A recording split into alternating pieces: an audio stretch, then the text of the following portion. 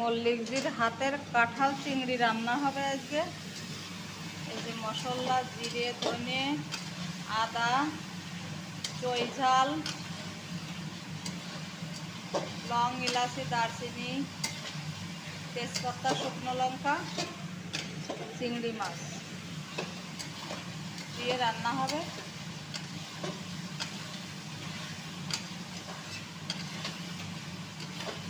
আমুল ফুল ক্রিমের দুধ দিয়ে রান্না হবে। নারকেলের দুধটা দিলে বেশি ভালো হয় কাঁঠাল চিংড়ি, কিন্তু এখন নারকেল নেই, তাই আমরা এইটা দিয়ে রান্না করি। আমুল ফুল ক্রিম দুধ, এটা আগে ভালো করে জাল দিয়ে নেব।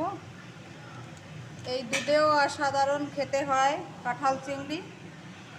আর এই যে মল্লিকজি খুব সুন্দর করে ভাজি করে নিয়েছে মশলার ভিতর চাপা দিয়ে দিয়ে।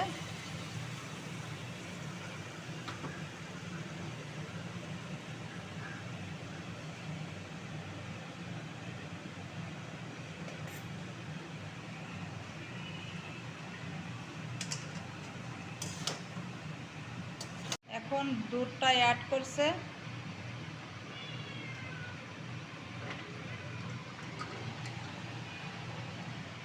মল্লিকজির হাতের কাঁঠালের রিসোর্ট কমপ্লিট। উপরের থেকে একটু গরম মশলা ঢেলে দিয়েছে।